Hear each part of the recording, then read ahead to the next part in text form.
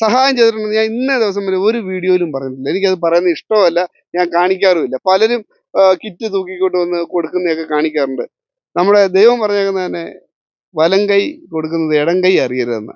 ഞാൻ അങ്ങനെയുള്ള ആളാണ്. പക്ഷേ കേരളത്തിൽ ജീവിച്ചിരിക്കുന്ന, എനിക്കൊന്ന് കേരളത്തിലല്ല, എനിക്ക് ഇന്ത്യയിൽ തന്നെ ജീവിച്ചിരിക്കുന്ന ഏക സിറ്റിസൺ നമ്മുടെ അപ്പൂപ്പനായിരിക്കും. ഈ 103ാമത്തെ വയസ്സിൽ പെൻഷൻ, 103ാമത്തെ വയസ്സ്, 102ാമത്തെ വയസ്സിലാണ് പെൻഷൻ കിട്ടുന്നത്. അതിനുവേണ്ടി 100 വർഷങ്ങൾ കാത്തിരിക്കേണ്ടി വന്നു എന്നുള്ളതാണ്.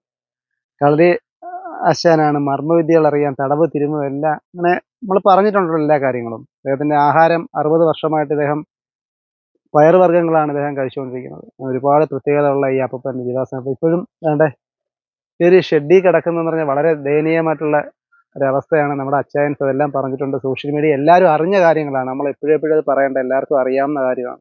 ഈ കഴിഞ്ഞ വിഷുവിൻ്റെ അന്ന് തന്നെ പത്രങ്ങളിൽ വലിയൊരു ആഘോഷമാക്കി മാറ്റിയതാണ് ജീവാസൻ എന്ന 103 വയസ്സ് ഉള്ള അപ്പൂപ്പൻ്റെ അടവുകൾ പിഴക്കില്ല എന്നുള്ളത്. നമ്മളത് വാക്കിൽ കൂടി നമ്മൾ പറഞ്ഞു കഴിഞ്ഞു. പക്ഷേ ഇപ്പോഴും ഇദ്ദേഹത്തിൻ്റെ അവസ്ഥ വളരെ ദയനീയമാണ്. ഒരു അച്ചായൻ നേരത്തെ പറഞ്ഞ കണക്ക് നിങ്ങളാൽ കഴിയുന്ന എന്തെങ്കിലും സഹായങ്ങളുണ്ടെങ്കിൽ ആഹാരം, അതുപോലെ തന്നെ ഇപ്പം എന്ത് കാര്യങ്ങളും നിങ്ങൾക്ക് സഹായിക്കുക. അപ്പം ഞാൻ ഈ പൈസ കൊടുക്കുന്നത് ഞാൻ കാണിക്കത്തില്ലായിരുന്നു. അപ്പൂപ്പാ, ഇത് കൈയായിരുന്നു കേട്ടോ. ഇത് ഞാൻ ഇങ്ങനെ തരുന്നതല്ല, സാധാരണ ആരും കാണാതെ തരുന്നതാ. പക്ഷെ ഇത് ഞാൻ തരുന്നത് എന്താന്ന് വെച്ച് കഴിഞ്ഞാൽ വേറെ ഒന്നിനുമല്ല, ഇനി വരുന്നവരെങ്കിലും തരട്ടെന്ന് ചോദിച്ചാൽ അതിന് രണ്ട് അഭ്യാസ പ്രകടനങ്ങളൊക്കെ കാണിക്കണം. കണ്ട് തരുന്നതിന് വേണ്ടിയായിരിക്കും. തീർച്ചയായിട്ടും. അച്ചായോ, നമസ്കാരം. നമസ്കാരം. എങ്ങോട്ട് പോവാ? നമ്മള് ഇവിടെ ഒരു അപ്പൂപ്പനുണ്ട്, 103 വയസ്സുള്ള ഒരു അപ്പൂപ്പനുണ്ട്. അപ്പൂപ്പൻ ഭയങ്കര കളരി മർമ്മ വിദ്യ ഒക്കെ അഭ്യസിച്ചും അതേപോലെ ആളുകൾക്ക് പറഞ്ഞു കൊടുക്കുകയൊക്കെ ചെയ്യുന്ന ഒരു അപ്പൂപ്പനാണ്. ആ അപ്പൂപ്പന് ഇവിടെ നിരവധി ആളുകൾ വന്ന് വീഡിയോ ഓൺലൈനിലും ഒക്കെ വന്നതാണ്. പക്ഷെ അപ്പൂപ്പൻ ഇപ്പോഴും വഴിയാധാരമാണ്, റോഡിൽ തന്നെയാണ്. ആ അപ്പൂപ്പനെ നമുക്കൊന്ന് കണ്ടതിന്റെ വിശേഷങ്ങളൊക്കെ ഒന്ന് അറിയാം. അപ്പൂപ്പൻ ഇപ്പോഴും തെരുവില്ല, ഒരു മാറ്റവും ഇല്ലല്ലോ? ഒരു മാറ്റവും ഇല്ല. ഇവിടെ പല ആളുകളും വന്ന് വീഡിയോ എടുത്തതേ ഉള്ളൂ. അപ്പൂപ്പൻ ഇപ്പോഴും അതേ അവസ്ഥ തന്നെ. പത്രത്തിലൊക്കെ ഉണ്ടായിരുന്നല്ലോ? പത്രത്തിലും എല്ലാം ഉണ്ടായിരുന്നു. 103 വയസ്സ് ഉള്ള ജീവാസന അപ്പൂപ്പൻ, കളരി അടവുകൾ ഒരിക്കലും പിഴയ്ക്കാത്ത, ചൂടുകൾ പിഴയ്ക്കാത്ത അപ്പൂപ്പൻ, ചൂടുകൾ പിഴയ്ക്കാത്ത ജീവാസന അപ്പൂപ്പൻ. അതേപോലെ ഒരു പ്രത്യേകതകളുണ്ട്, അരിയാഹാരം കഴിക്കത്തില്ല. അങ്ങനെ ഒരു പ്രത്യേകതയുണ്ട്. ഒത്തിരി വ്യത്യസ്തങ്ങളായ കാര്യങ്ങളാണ്. പക്ഷെ കക്ഷി ഇപ്പോഴും ഒന്നും ആവാതെ വട്ടപൂജ്യത്തിൽ നിൽക്കുകയാണ്. തെരുവിൽ തന്നെ. നമുക്ക് ആ അപ്പൂപ്പനെ കാണാം. അപ്പൂപ്പനെ ഇതിലെ കൂടാ നമുക്ക് പോകേണ്ടി. നമുക്ക് ഈ വഴിയാ പോകേണ്ടി. നമുക്ക് അങ്ങോട്ട് പോവാം. അങ്ങോട്ട് പോവാം. അപ്പൂപ്പന്റെ വീട്ടിലോട്ട് പോകുന്ന വഴി. ദുരിതപൂർണമായ ഒരു ജീവിതമാണ് അപ്പൂപ്പന്റെ ജീവിതം. ഇതാണ് നമ്മുടെ, എനിക്ക് തോന്നുന്നു അച്ഛാ, ഈ കേരളത്തിൽ തന്നെ ഇങ്ങനെ ഒരാൾ ഇപ്പോഴും ജീവിച്ചിരിക്കില്ല. വളരെ അപൂർവമായിരിക്കും. അങ്ങനെ ഒരാൾ കാണത്തില്ല. ആരെങ്കിലും അങ്ങനെ ഉണ്ടെങ്കിൽ കമന്റ് മുഖേന അറിയിക്കുന്നത് വളരെ നല്ലതാണ്. കാരണം എനിക്ക് തോന്നുന്നത് ഇദ്ദേഹത്തിന്റെ കൂട്ടാരും കണ്ടത് നല്ല ആരോഗ്യവാനാണ്. അതാണ് അതിനകത്ത് ഏറ്റവും വലിയ പ്രത്യേകത. ഒരാളെയൊക്കെ എടുത്ത് മറിക്കാൻ സുന്ദരമായിട്ട് പറ്റും. 103 വയസ്സുണ്ട്. 103 വയസ്സുള്ള ആളാ. പിന്നെ ഈ 103 വയസ്സിലാണ് ആദ്യമായിട്ട് പെൻഷൻ ലഭിക്കുന്നത് അല്ലേ? വാർദ്ധക്യകാല പെൻഷൻ ലഭിക്കുന്നത് 103ാമത്തെ വയസ്സിലാണ്. അതെ. അങ്ങനെ റെക്കോർഡ്. ഈ 100 വയസ്സ് വരെ കാത്തിരിക്കേണ്ടി വന്നു. അത് കഴിഞ്ഞ് വീണ്ടും 3 വർഷം. 3 വർഷം കൂടെ കാത്തിരുന്നത് കൊണ്ട് ആ പെൻഷൻ കിട്ടി. അല്ലെങ്കിൽ അത് കിട്ടത്തില്ലായിരുന്നു. നല്ല കിടലൻ വഴികളാണ്. നല്ല വഴിയാ. നല്ല വായു ശ്വസിച്ച് ജീവിക്കാം. 103 വയസ്സുള്ള അപ്പൂപ്പൻ കിടക്കുന്നത് അല്ലയോ? അതെ. ഇത്രയും നാള് പല മീഡിയയിലും ചാനലുകളിലും പത്രങ്ങളിലും ഒക്കെ വന്നിട്ടും എന്തുകൊണ്ട് അദ്ദേഹം ഈ വീട് മാറി പോകുന്നില്ല? അതായത് ഈ വീട് വെക്കാനുള്ള ബുദ്ധിമുട്ടാണോ എന്തുവാന്ന് അറിയാൻ പോയി. എന്തായാലും നമുക്ക് എന്തായാലും അദ്ദേഹത്തിന്റെ ആ കഷ്ടപ്പാടും പ്രയാസങ്ങളും. പ്രകൃതി മനോഹരമായ സ്ഥലമാണ്. ശുദ്ധവായു ശ്വസിക്കാം.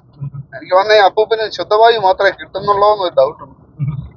കനാലൊക്കെ ഉണ്ടല്ലേ? ഇത് നമ്മുടെ മാറനാടാണ്, മലയിൽ ഭാഗം. അപ്പൊ ജനിച്ചതൊക്കെ ഇവിടെ ആണോ? ഇവിടെ ഉള്ള ആളാ? ഇവിടെ ജനിച്ചു വളർന്ന ആളാ? അടിപൊളി സെറ്റ്. നമ്മളീ വെള്ളത്തിൽ കൂടെ പോന്നേ. ഹായ്. അതെ. കൊള്ളാം. ഇത് ഭയങ്കര ഇത് നോക്ക്. നമുക്ക് നമ്മുടെ വണ്ടി പോകാൻ പോകുന്ന വെള്ളത്തിൽ കൂടാ. കണ്ടോ? അതെ. കിടിലൻ. നമ്മുടെ റോഡിന്റെ ഫ്രണ്ട് ഒന്ന് കാണിച്ചാ റോഡിൽ തൊടി എഴുതുന്നു. നേരെ ജീവദാസന അടിപൊളി. എന്താ വൈബ്. നമ്മുടെ നാട്ടിൽ ഇങ്ങനെയൊക്കെയുള്ള സ്ഥലമുണ്ടോ? നമ്മള് ജീവദാസന അപ്പൂപ്പൻ ഇവിടെ ഉണ്ടോ ഇല്ലയോന്ന് അറിയത്തില്ല. ഇതാണ് അപ്പൂപ്പന്റെ വീട്. അറിയോ? എന്നാലും ഞാനിപ്പം ജീവദാസൻ അപ്പൂപ്പന്റെ അടുത്ത് വന്ന് നിൽക്കുകയാണ്. കാരണം എന്ന് പറഞ്ഞാൽ ഞാനിവിടെ വരാൻ ഒരു കാരണമുണ്ട്. ഇവിടെ പല മാധ്യമങ്ങളും വീഡിയോകളും ചാനലുകളും പേപ്പറുകളും ഒക്കെ നവമാധ്യമങ്ങളും സഹിതം എല്ലാം ഇവിടെ വന്ന് വീഡിയോ എടുത്തിട്ടുണ്ട്. അപ്പൂപ്പന്റെ പല അഭ്യാസങ്ങളും ഒക്കെ എടുത്തിട്ടുണ്ട്. എനിക്ക് മനസ്സിലാവാത്തൊരു കാര്യമുണ്ട്. ആരും സഹായിച്ചിട്ടില്ല എന്ന് ഞാൻ പറയുന്നില്ല, ഞാൻ കണ്ടിട്ടതുമില്ല. പക്ഷെ ഞാനിവിടെ വന്നത് അഭ്യാസം കാണിക്കാനോ ഒന്നുമല്ല. എനിക്ക് വളരെ വിഷമം ഉണ്ടായിട്ട് വന്നതാണ്. കാരണം പറഞ്ഞാൽ ഇപ്പോഴും ഈ ഇത്രയും ആളുകൾ വന്ന് കാണുകയും എടുക്കുകയൊക്കെ ചെയ്തിട്ട് ഇതാണ്ട് ഒരാൾക്ക് നൂന്ന് നിൽക്കാൻ പറ്റാത്തതിന്റെ കൂട്ടുള്ളൊരു ഒരു ഇത് വീടാണെന്ന് എനിക്ക് പറയാൻ വയ്യ. ഇത് കിളിക്കൂടെന്നൊക്കെ പറയാം, അതിനപ്പുറം വേറെ ഒന്നും പറയാനില്ല. അങ്ങനെ പറഞ്ഞാലും മതി. അതാണ് ഏറ്റവും സത്യം. കിളിക്കൂടാണെങ്കിൽ അതിന്റെ ഭംഗിയുണ്ട്, ഇത് അതുമില്ല. അത് ആ ഒരു അവസ്ഥയിൽ ഇപ്പോഴും എന്തുകൊണ്ട് ഇവിടെ കിടക്കുന്നു എന്ന് ചോദിച്ചു കഴിഞ്ഞാൽ എനിക്കറിയില്ല. അത് തീർച്ചയായിട്ടും ഞാൻ ഇങ്ങോട്ട് വന്നത് ഈ അപ്പൂപ്പനെ ഒന്ന് കാണാനും അതേപോലെ നമ്മളിൽ കഴിയുന്നത് പോലെ എന്തെങ്കിലുമൊക്കെ സഹായങ്ങൾ ആരെങ്കിലും വരുമ്പോഴെങ്കിലും കൊടുത്തു കഴിഞ്ഞാൽ അത് പിന്നെ അതെനിക്ക് അപ്പൂപ്പൻ്റെ ഗുണമായിരിക്കും. കാരണം വേറെ ജോലിയും ചെയ്യാതെ 103 വയസ്സുള്ള ഒരു മനുഷ്യന് എന്ത് ജോലി ചെയ്യാനാണ്? നമുക്കെന്താ പറഞ്ഞാലും ജീവദാസൻ അപ്പൂപ്പൻ്റെ അടുത്തോട്ട് പോയി കാര്യങ്ങൾ വയ്ക്കാം. അപ്പൂപ്പ നമസ്കാരം. നമസ്കാരം. എന്തുകൊണ്ട് വിശേഷം? വിശേഷം പറയത്തക്കവണ്ണം ഇല്ല, ആ. ഒന്നുമില്ല. എന്നാലും പിന്നെ ജീവിതത്തിന്റെ ചില പോരായ്മകളുണ്ട്. ഉം. അത് ഒരുപാട് കൂടിക്കിടക്കുക. ഉം. കുറവൊന്നുമില്ല. തുടക്കത്തിൽ കുറവുണ്ടായിരുന്നു, ഇപ്പൊ കൂടി കൂടി വരിക. ഈ 103 വയസ്സെന്ന് പറയുന്നത് സത്യമാണ്. സത്യമാ അല്ല, സത്യദോഷം ഒരു അക്ഷരത്തിന് പോലും ഞാൻ പറയത്തില്ല. അതെനിക്ക് ഇഷ്ടമല്ലാത്ത ഒരു കാര്യം. ആരോഗ്യമൊക്കെ എങ്ങനെയുണ്ട്? ആരോഗ്യം ഒരു മട്ടം ചെറുപ്പം പോലെ ഉള്ളതില്ല. പ്രായം ഇത്ര ആയില്ലേ, അപ്പം നമ്മള് പ്രായത്തെ കൂടെ ഒന്നും ബഹുമാനിക്കുകയും അനുസരിക്കുകയും വേണം. അതിന്റെ പേര് ഇപ്പൊ എത്ര വയ്യെങ്കിലും ശീലം ഇങ്ങനെ ആയതുകൊണ്ട് ഇങ്ങനെ തന്നെ മുന്നോട്ട് പോവുക. പട്ടിണിയും പശിയും വന്നാലും അത് നമ്മൾ വകവയ്ക്കാറില്ല. ഇപ്പം എങ്ങനെ ഈ ജീവിതമൊക്കെ എങ്ങനെ, ഈ ആഹാര കാര്യങ്ങളൊക്കെ എങ്ങനെ? ആഹാരകാര്യം പറഞ്ഞാൽ ഒരുപാട് നമ്മൾ ഇരുന്ന് സംസാരിക്കേണ്ടത്. ആയിക്കോട്ടെ, ഒരുപാട് വേണ്ട, കുറേശ്ശെ ചോദിക്കുന്നതിനുള്ള മറുപടി. ആഹാരം എന്ന് പറഞ്ഞാൽ ഞാൻ എൻ്റെ 19ാമത്തെ വയസ്സിൽ വിവാഹം കഴിച്ചു. 12 വർഷം കുടുംബ ജീവിതം നടത്തി. അന്ന് ഈ 12 വർഷവും തുടങ്ങിയുടെ മുതൽ ജോലിക്ക് 1 രൂപയാ കൂലി. ആ 1 രൂപ കൊണ്ടുവന്ന് നമ്മളൊരു കുടുംബജീവിതം നടത്തിക്കൊണ്ടിരുന്നതാ. അപ്പൊ ഇതിനിടയ്ക്ക് വെച്ച് നമുക്ക് സ്വാതന്ത്ര്യമായ ഒരു ജീവിതവും ഇല്ല. ഒരു ദിവസം പോയില്ലെങ്കിൽ 1 രൂപ കിട്ടത്തില്ല. ആ 1 രൂപ കിട്ടിയില്ലേ അന്ന് വീട് പട്ടിണിയാ. ആ സ്ഥിതി വന്നത് കൊണ്ട് ചെറുപ്പം അതിനായിട്ട് തന്നെ നടന്നു, 1 രൂപയ്ക്ക് വേണ്ടി തന്നെ. അങ്ങനെ നടന്ന് 1 രൂപയുടെ ജീവിതം നമ്മുടെ ചെറുപ്പത്തിലെ ഒരു കുടുംബജീവിതം നടത്തിയത്. അങ്ങനെ വന്നപ്പോൾ ഇതങ്ങ് കൂടിക്കൂടി വരാ. കൂലിക്ക് ഒരു മാറ്റവും ഇല്ല. ചെലവ് കൂടുന്നുണ്ട്, കൂലിക്ക് മാറ്റമില്ല. കഴിയുന്നത് ഒരു 50 പൈസ കൊടുത്ത് നിർത്താൻ ഒക്കുമെങ്കിൽ അങ്ങനെ കൊടുത്ത് വിടാനാ ജോലി ചെയ്യിക്കുന്നവരുടെ താല്പര്യം. അങ്ങനെ വന്നപ്പോ എനിക്കങ്ങ് ബുദ്ധിമുട്ടായി. കുടുംബമൊക്കെ ഉണ്ടോ? കുടുംബം ഇപ്പൊ മരിച്ചിട്ട്, ആ സ്ത്രീ മരിച്ചിട്ട് ഇപ്പം ഒരു 3 വർഷം ആകാൻ പോന്നു. മക്കളുണ്ടോ? മക്കള് 4 പിള്ളേരുണ്ടായിരുന്നു.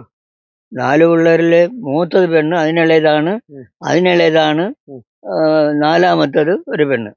അങ്ങനെ 2 പെണ്ണും 2 ആൺപിള്ളേരുമായിരുന്നു. അത് കുറെ കാലം ഇങ്ങനെ വന്നപ്പോഴേ എനിക്ക് തലയ്ക്ക് ഒരു മെന്റലിന്റെ അസുഖം ഉണ്ടായി. ആ മെന്റലിന്റെ അസുഖം ഉണ്ടായപ്പോ എനിക്കുള്ള 1 രൂപയുടെ വരുമാനവും ഇല്ല. അതും ഇല്ലതായി. അപ്പം ഈ പെണ്ണിന് ഒറ്റയ്ക്ക് ഇവരെ വളർത്തി, എന്റെ സഹായം ഇല്ലാതെ പിള്ളേരെ വളർത്തി ജീവിക്കണമല്ലോ. ആ ഒരു ഭാരം വന്നപ്പം എന്റെ കൂടെ ഞങ്ങൾ പിരിഞ്ഞു പോയി. അന്ന് ഞങ്ങൾ ഇവിടെ താമസിക്കുമായിരുന്നു. ഇവിടെ 1 ഏക്കർ 8 സെന്റ് സ്ഥലം ഉണ്ടായിരുന്നു. ഉണ്ടായിരുന്നു. അതിനകത്തൊരു കൊച്ചു കിണറും വെട്ടി, 19 കോടിക്ക് ഒരു കിണറും വെട്ടിച്ച് അതിന് വെള്ളം കോരി കുടിച്ചോണ്ട് 2.5 വർഷം ഇവിടെ താമസിച്ചു. അങ്ങനെ ഇരുന്നപ്പം പിന്നെ ഉള്ള കാര്യം ഉള്ളതായിട്ട് വേണമല്ലോ പറയാൻ. ഈ നാട്ടിലുള്ള ചില വലിയ ചട്ടമ്പി കൂട്ടരും വലിയ സമുദായ അവരൊക്കെ അവർ പറയുന്ന അനുസരിച്ചല്ലേ അവർ അടിക്കുന്ന ദേഹോദ്രവം ചെയ്യുന്ന ഒരു പരിപാടി പലയിടത്തും ഇങ്ങനെ നടന്നു വന്നപ്പോഴാ ഞങ്ങള് കുറച്ച് പേര് ആലോചിച്ച് ഇവരിങ്ങനെ അടിച്ചടിച്ച് വന്ന് നമ്മളെയും കയറി അടിക്കും. അങ്ങനെ നമ്മളെ അടിക്കുകയാണെങ്കിൽ നമുക്കും തിരിച്ചടിക്കണം. അതിന് അങ്ങനെ എല്ലാരും കൂടെ ഒരു കൂടിയാലോചന വന്നപ്പോ അപ്പം ഈ കൂട്ടത്തിൽ ഒരാള് ഞങ്ങളുടെ ഒരു ചേട്ടച്ചാര് പറഞ്ഞ്, അവര് ഒന്നടങ്കമായിട്ട് വരുക, നമ്മൾ വന്നാ 10 പേര്, അടിച്ചു നേടാൻ പറ്റത്തില്ല. അതുകൊണ്ട് ഒരു കാര്യം ചെയ്യാം, നമുക്ക് ഒത്തിരിയൊക്കെ പിടിച്ചു നിൽക്കണമെങ്കിൽ എവിടെയെങ്കിലും പോയി ഒരു ആശാനെ കൊണ്ടുവന്ന് ഇച്ചിരി കളരി ഐറ്റങ്ങളൊക്കെ പഠിക്കണം. പെൻഷൻ ഉണ്ടോ? പെൻഷനുണ്ട്. വാർദ്ധക്യ പെൻഷൻ വാർഷിക പെൻഷനുണ്ട്. അത് ഉണ്ടായവർക്ക് ഇപ്പൊ 2 ട്രിപ്പ് തന്നതേ ഉള്ളു. അതിനു മുമ്പ് ഏത് വയസ്സിലാ കിട്ടിയത്? 102ാമത്തെ വയസ്സിലാ. 102ാമത്തെ വയസ്സിലാണ് ഈ പിന്നെ പെൻഷൻ കിട്ടിയത്. അന്നേരം അത് എങ്ങനെ കിട്ടിയെന്ന് വെച്ച് കഴിഞ്ഞാൽ നമ്മുടെ ഒരു സുഹൃത്തുണ്ട്, ഇപ്പൊ എന്നെ ഇവിടെ കൊണ്ടുവന്നതും സുജിത് മാർനാട് എന്ന് പറയാം. നിങ്ങൾക്ക് എല്ലാവർക്കും അറിയാം, ഞാൻ കാണിക്കാം. നമസ്കാരം അച്ഛാ. എവിടെ നിൽക്കുന്നത്? നമ്മുടെ ജീവാസൻ അപ്പൂപ്പൻ്റെ അടുത്തേക്കാണ്. അച്ഛൻ വീടിക്കകത്തെല്ലാം പറഞ്ഞല്ലോ.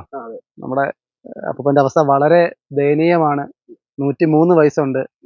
അവന് 103ാമത്തെ വയസ്സിലാണ് പെൻഷൻ ലഭിക്കുന്നത്. എനിക്ക് തോന്നുന്നു കേരളത്തിൽ 102ാമത്തെ വയസ്സിൽ കേരളത്തിൽ ജീവിച്ചിരിക്കുന്ന, എനിക്ക് തോന്നുന്നു കേരളത്തിലല്ല, എനിക്ക് ഇന്ത്യയിൽ തന്നെ ജീവിച്ചിരിക്കുന്ന ഏക സിറ്റിസൺ നമ്മുടെ അപ്പൂപ്പനായിരിക്കും. ഈ 103ാമത്തെ വയസ്സിൽ പെൻഷൻ 103ാമത്തെ വയസ്സ് 102ാമത്തെ വയസ്സിലാണ് പെൻഷൻ കിട്ടുന്നത്. അതിനുവേണ്ടി 100 വർഷങ്ങൾ കാത്തിരിക്കേണ്ടി വന്നു എന്നുള്ളതാണ്.